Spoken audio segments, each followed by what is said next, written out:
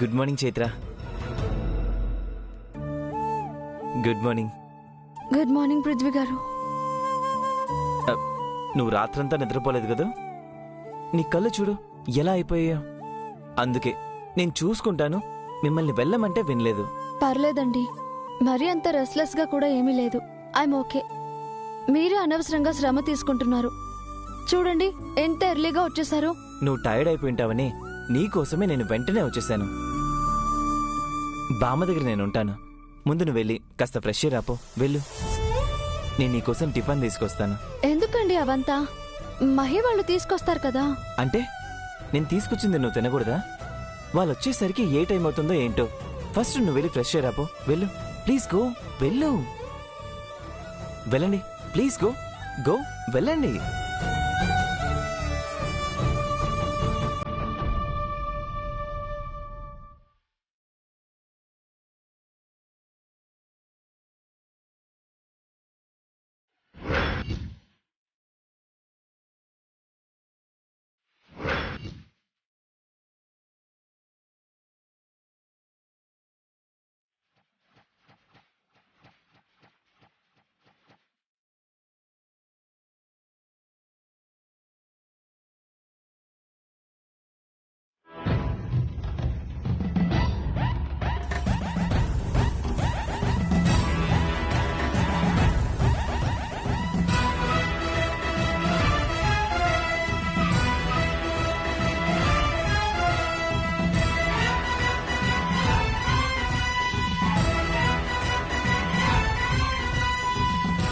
ఏంటే మసలే, నా గురించి నిజం చెప్పాలని నువ్వు తెగ ఎగ్జైట్ అయిపోతున్నావు.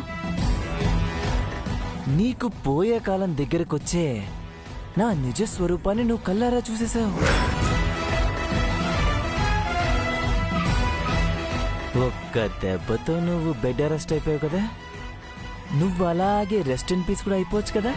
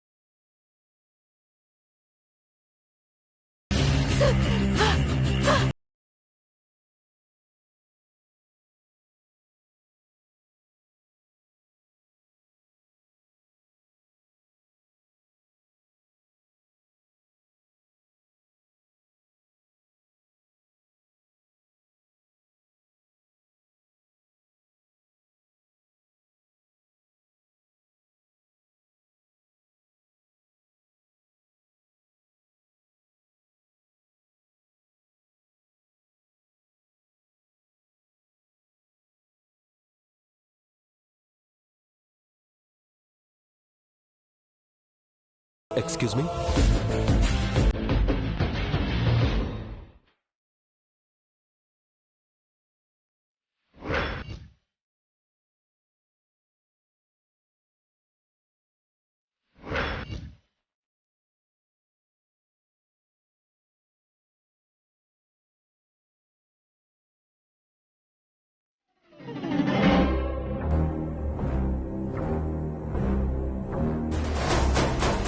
మీరెవరు? చైత్ర వాష్రూమ్లో ఉంది. మీరు? ఆనంద్. ఓ, ఆనంద్ గారు అంటే మీరేనా? చైత్ర మీ గురించి చెప్తూ ఉంటుంది. I'm Prithvi. Would be right? Yes, Chaitra నా గురించి కూడా చెప్పిందనమాట. తెలుసుకున్నాను. అవును, బామ్మగారికి ఎలా ఉంది? ప్రెజెంట్ కండిషన్ బాగానే ఉందండి. నైట్ అంతా అబ్జర్వేషన్లో ఉంచారు. ఇప్పుడు డాక్టర్ వస్తే కానీ ఈ విషయం తెలీదు. I see. ఆనంద్ గారు, ఎంతసేపు అయింది మీరు వచ్చి? Just now. నాకు బామ్మకి ఇలా జరిగిందని ఉదయమే తెలిసింది. వెంటనే వచ్చేసాను. అసలు ఎలా జరిగింది? తెలీదు ఆనంద్ గారు. తను గాయంతో ఇంటి ముందు పడుండటం మాత్రమే చూశారు. అసలేం జరిగిందో ఎవ్వరికీ తెలీదు. చూడబోతే పెద్ద గాయమే తగిలినట్టుంది. అవునండి, చాలా బ్లడ్ కూడా పోయిందంట పాపం. బామ్మగారు చాలా యాక్టివ్గా ఉంటారు. తన్నిలా చూడడం చాలా కష్టంగా ఉంది. ఎక్స్క్యూజ్ మీ, రాత్రి తను మళ్ళీ స్పృహలోకి రావడం గానీ దేనికైనా స్ట్రగుల్ అవ్వడం గానీ జరిగిందా? ఆహా లేదు డాక్టర్, అలాంటిదేమీ లేదు. తను అన్కాన్షియస్ స్టేజ్లోనే ఉంది. Okay.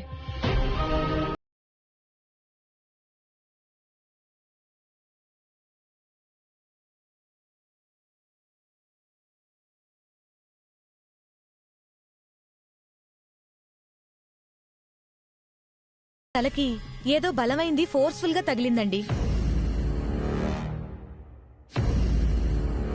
Like heavy weight stone or iron rod లాంటిది.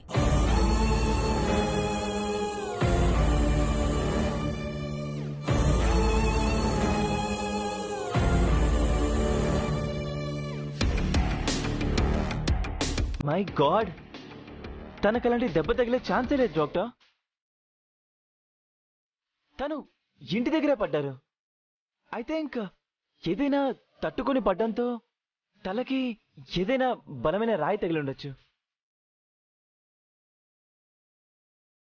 Maybe there is a chance. 2 hours తర్వాత కొన్ని స్కానింగ్ రిపోర్ట్స్ వస్తాయి. వాటిని బట్టి ట్రీట్మెంట్ ఉంటుంది. Okay doctor. ఓకే. చైత్ర గారు, బామ్మగారికి ఇలా జరిగే ముందు మీ ఏరియాలో ఏమైనా గొడవలు జరిగాయా? అది చిన్న కాలనీ ఆనంద్ గారు, అక్కడేం గొడవలు జరుగుతాయి. యాక్చువల్లీ బామ్మగారు ప్రొవిజన్ షాప్ కి వెళ్ళి రిటర్న్ అయ్యేటప్పుడు ఇలా జరిగిందంట. Is it? మేబీ తను వచ్చే దారిలో ఏదైనా గొడవల మధ్య నుంచి వచ్చిందేమో. ఆ గొడవల్లో దెబ్బ తగిలిందేమో. ఎందుకైనా మంచిది పోలీస్ కంప్లైంట్ ఇవ్వడం బెటర్.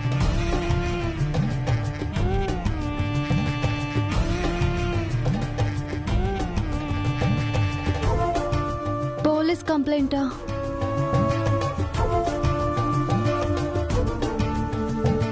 వీడు నాకే చెక్ పెట్టేలా ఉన్నాడే. ఏమైంది చైత్ర గారు?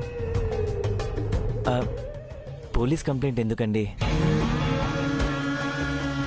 అనవసరంగా ఈ విషయాన్ని పెద్ద చేసినట్లుంటుంది. కాస్త ఓపిక్గా ఉంటే బామ్మ స్ప్రోలోకి వచ్చేస్తారు. అప్పుడు ఏం జరిగిందో చెప్పేస్తారు కదా.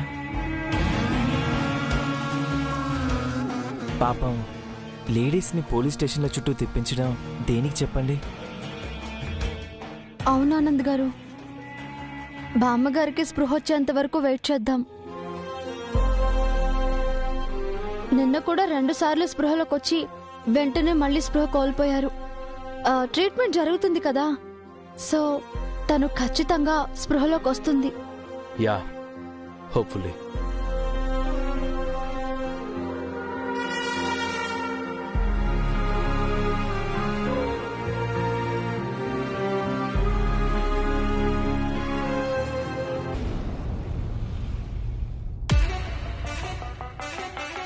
హాయ్ ఫ్రెండ్స్, ఇదే నేనుండే కాలనీ. చూడండి ఎంత బాగుందో. ఇది మా కాలనీలో ఉండే అమ్మఒడి. ఇదిగో మా మహి అక్క వచ్చింది. చూడండి అక్క, రా చూడు మా మహి అక్క. రే, ఏం చేస్తున్నావురా? లైవ్ అక్క. రే, పర్మిషన్ అడగకుండా అలా లైవ్ చేయడం తప్పు కదా. నేను ఇంతకు ముందు కూడా చాలా వీడియోస్ తీసానక్క. ఒక రీల్ చేద్దాం అక్క మనం. అక్క స్మైల్. రే ఇటువ్వు. ఇంకేమేం వీడియోలు తీసావు? అందులో నన్నే చూడక్క. రే, ఇవన్నీ ఎప్పుడు తీసావురా? బామ్మ ఒడియాలు పెడుతున్నప్పుడు, నేను సాంగ్స్ వింటున్నప్పుడు, మా అందరినీ మాకి తెలియకుండా వీడియోలు తీసావా? ఎలా తీసావురా? అదిగో అక్కడ పెట్టి తీసాను. ఇక్కడ ఏం జరిగినా మొత్తం రికార్డ్ అవుతుంది. బ్యాక్గ్రౌండ్ మ్యూజిక్ యాడ్ చేసి షేర్ చేస్తాను. వార్ని ఉండు, నీ పని చెప్తా. మొత్తం డిలీట్ చేస్తున్నాను. అక్క అక్క అక్క వద్దక్క. అక్క ప్లీజ్ అక్క. అక్క ఆగురా. అక్క వద్దక్క. నా వీడియోస్ మొత్తం డిలీట్ చేస్తున్నా. అమ్మా మహాలక్ష్మి, త్వరగా రామ్మా. వస్తున్నా. ఇంకోసారి ఇలా వీడియోలు తీసావంటే కొట్టేస్తావు. అక్క అన్ని డిలీట్ చేసేసింది. అరే ఇదెప్పుడు రికార్డ్ అయింది?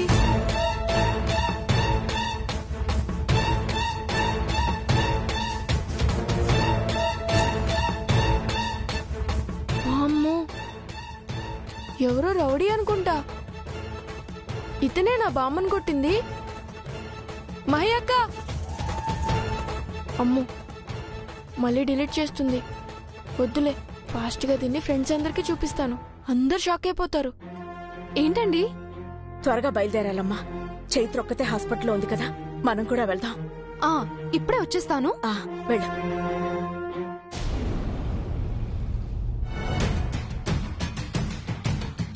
తన కండిషన్ ఎలా ఉంది డాక్టర్? ప్రస్తుతానికి స్టేబుల్ గానే ఉంది.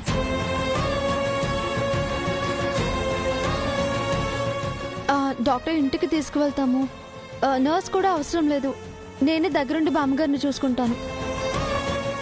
ముసల్దాన్ని ఇంటికి తీసుకెళ్తే నాకు వర్కౌట్ అవుతా. వద్దు చైత్ర, బామ్మగారిని హాస్పిటల్లోంచి ట్రీట్మెంట్ చేయిద్దాం. ఇక్కడైతే డాక్టర్స్ 24 hours అవైలబుల్ ఉంటారు కదా. ఇంటి దగ్గర అయితే మనం అంత కేర్ తీసుకోలేం. లేదు పృథ్వీ గారు, అక్కడైతేనే బామ్మగారు త్వరగా రికవరీ అవుతారు. అక్కడ ఆవిడని చూసుకోవడానికి చాలా మంది ఉన్నారు, కేర్ఫుల్ గానే చూసుకుంటారు. She's right Prithvi. హాస్పిటల్ అంటే ఎన్ని డేస్ ఉండాల్సి వస్తుందో తెలీదు. ఖర్చు గురించి కాకపోయినా కంఫర్ట్ పరంగా చూసిన అమ్మగారు ఇంట్లో ఉండడమే బెస్ట్. Okay, that's fine. బామ్మగారిని ఎప్పుడు డిశ్చార్జ్ చేస్తారు డాక్టర్? మీరు ఇవాళ తీసుకెళ్లొచ్చు. Thank you doctor. Anand garu, మీరు బయలుదేరండి. ఇప్పటికే చాలా టైం స్పెండ్ చేశారు. మా కోసం మీ వర్క్ డిస్టర్బ్ చేసుకోవడం నాకు ఇష్టం లేదు. సీతారత్నం గారు రాగానే బిల్ క్లియర్ చేసి బామ్మగారిని ఇంటికి తీసుకువెళ్తాం. సీతారత్నం గారు వచ్చే వరకు వెయిట్ చేయడం దేనికి? బిల్ నేను పే చేస్తాను. వెంటనే బామ్మని ఇంటికి షిఫ్ట్ చేసేద్దాం. వద్దానంద్ గారు, మీరెందుకు పే చేయటం? సీతారత్నం గారు అమౌంట్ తీసుకొస్తాను అని అన్నారు. ఏ, నేను మీకోసం ఆ మాత్రం చేయకూడదా? అది కాదు. వదిలేండి ఆనంద్ గారు. చైత్రకి ఒకరి హెల్ప్ తీసుకోవడం ఇష్టం ఉండదు. బిల్ నేను పే చేస్తాను. తన కాబోయే హస్బెండ్గా అది నా రెస్పాన్సిబిలిటీ. సో నాకైతే చైత్ర నో చెప్పలేదు. నో పృథ్వీ గారు, మీరు మా పట్ల ఇంత కన్సర్న్ చూపిస్తున్నారు, అది చాలు. పెళ్లికి ముందు ఇలా మీ దగ్గర నుంచి హెల్ప్ తీసుకోవడం బాగోదు, అది కరెక్ట్ కాదు కూడా. ప్లీజ్ డోంట్ మైండ్ పృథ్వీ గారు. చూసారా, మీకు కూడా నో చెప్పేసింది. చైత్ర గారికి సెల్ఫ్ రెస్పెక్ట్ ఎక్కువ. తను ఇలాంటివి అస్సలు యాక్సెప్ట్ చేయదు. చైత్ర, ఇప్పుడు బిల్ నేను క్లియర్ చేస్తాను, తర్వాత నీ శాలరీలో కట్ చేస్తాను. సో ఇది అడ్వాన్స్ అనుకో. అలా అయితే నీకు ఓకే కదా? ఓకే ఆనంద్ గారు, అలాగే కానివ్వండి. That's good. నేను వెళ్ళి బిల్ క్లియర్ చేసి డిశ్చార్జ్ ఫార్మాలిటీస్ కంప్లీట్ చేస్తాను. నేను బామ్మని తీసుకెళ్ళడానికి అంబులెన్స్ అరేంజ్ చేస్తారేమో కనుక్కుంటాను. అలాగేనండి.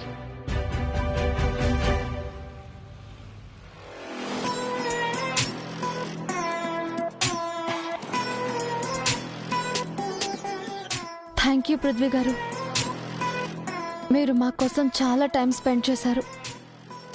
మనలో మనకి థ్యాంక్స్ ఎందుకండి, మనమంతా ఒక ఫ్యామిలీనే కదా. But I really mean it. మా నాన్న ఒక మాట అనేవారు, మనకి ఎంత డబ్బుంది, ఎంత పేరున్నది అన్నది ముఖ్యం కాదు, మనం కష్టంలో ఉన్నప్పుడు మనకి తోడుగా ఎంతమంది నిలబడ్డారు అనేది ముఖ్యము అని. ఆ విషయంలో నేనెంతో లక్కీ అనిపిస్తుంది. ఏ తోడు లేనప్పుడు మా అమ్మ ఆశ్రయం ఇచ్చింది. ఐ మీన్ అమ్మ ఒడి ఆదుకుంది. ఆనంద్ గారేమో జాబ్ ఇచ్చి హెల్ప్ చేశారు. ఆనంద్ గారే కాదు, వాళ్ళ ఫ్యామిలీలో అందరూ నన్ను సొంత మనిషిలా చూస్తారు. ఇందాక హాస్పిటల్లో మీరే చూశారు కదా ఆయన మంచితనం. అందుకే నేను వాళ్ళ ఫ్యామిలీ కోసం ఏం చేయడానికైనా సిద్ధంగా ఉంటాను. రియలీ గ్రేట్ అండి. ఆనంద్ గారు చాలా మంచివారు. కానీ ఆయన పెళ్లి చేసుకోబోయే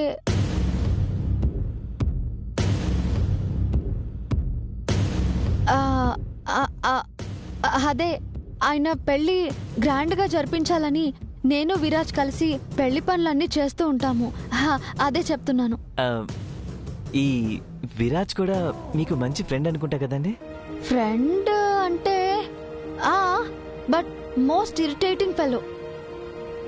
మంచోడే. తను కూడా నాకు అమ్మ విషయంలో చాలా హెల్ప్ చేశాడు. బట్ మేమిద్దరం కంప్లీట్ ఆపోజిట్స్. మా ఆలోచనలు, అభిప్రాయాలు, అలవాట్లు ఏవి మ్యాచ్ కావు. బట్ కొన్ని విషయాల్లో మాత్రం ఒకరికొకరం హెల్ప్గా ఉంటాం. That's nice. నాకు తొక్కలో థ్యాంక్స్ చెప్పి ఆ ఆనంద్ వాడి ఫ్యామిలీని ఆకాశానికి ఎత్తేస్తున్నావు కదా. ఈ ఎఫెక్షన్స్, రిలేషన్స్ ఎన్ని రోజులు నేను చూస్తాను. ఆ ఆనంద్తో స్మైలీ పెళ్లి జరిగాక ఆనంద్కి, నాతో పెళ్లి జరిగాక నీకు ప్రత్యక్ష నరకం అంటే ఏంటో చూపిస్తాం.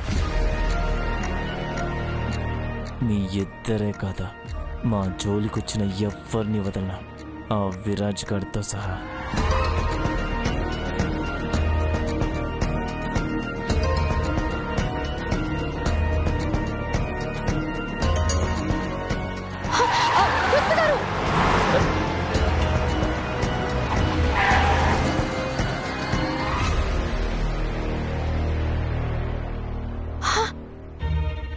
ఏమైందండి? ఏదో పరధ్యానంలో డ్రైవ్ చేస్తున్నట్టున్నారు. ఏం ఆలోచిస్తున్నారు? I'm sorry, I'm really very sorry. ఏం లేదండి, అది బామ్మగారు నాతో చాలా సరదాగా ఉంటారు. అలాంటిది తను ఇవాళ ఇలాంటి సిచ్యువేషన్లో ఉండడం చాలా బాధగా అనిపిస్తుందండి. దాని గురించి ఆలోచిస్తూ I just lost somewhere. I'm sorry, I'm really sorry. I ఓకేనా? I'm completely all right. I shouldn't have done like this. I'm sorry, Andy. I'm sorry. It's okay.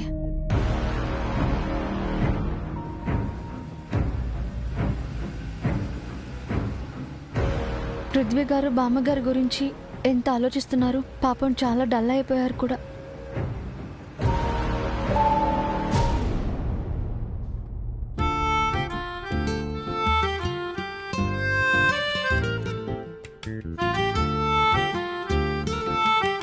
Good morning brother. Hi Viraj, ఎక్కడికి బయలుదేరావు? చైత్ర దగ్గరికి. I mean వాళ్ళ బామ్మగారు హాస్పిటల్లో ఉన్నారు కదా, just అలా పలకరిద్దామని వెళ్తున్నాను. వాళ్ళు హాస్పిటల్లో లేరురా, నేను అక్కడి నుంచే వస్తున్నా. డిశ్చార్జ్ అయ్యి ఇప్పుడే ఇంటికి వెళ్ళారు.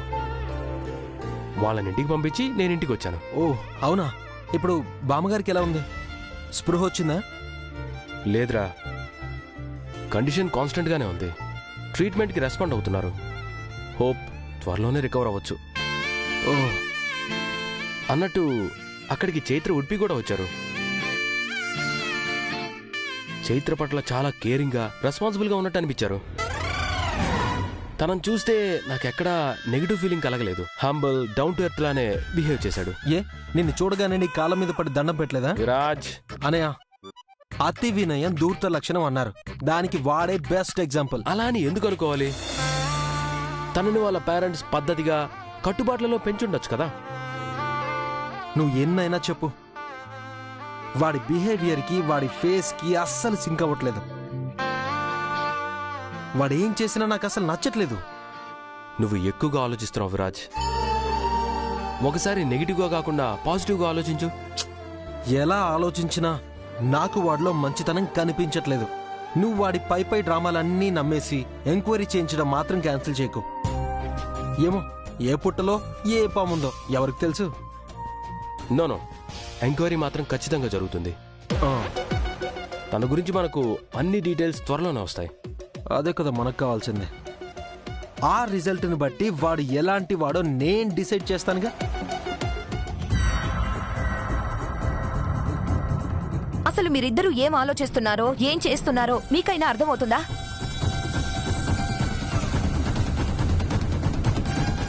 దేని గురించి అత్తయ్య? చైత్ర గురించి మాట్లాడుతున్నాను. తనెవరినో పెళ్లి చేసుకుంటే మీరిద్దరూ ఎందుకు అంత రెస్పాన్సిబుల్ గా ఫీల్ అవుతున్నారు? ఆనంద్, నీకు ఇదివరకే చెప్పాను, తన గురించి ఆలోచించే దాంట్లో 50% స్మైలీ గురించి ఆలోచిస్తే నీ ఫ్యూచర్ బాగుంటుందని. ఎగ్జాక్ట్లీ.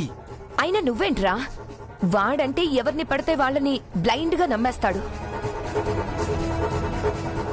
నువ్వు స్మార్ట్ గా షార్ప్ గా ఆలోచిస్తావు కదా, మరి నీకేమైంది?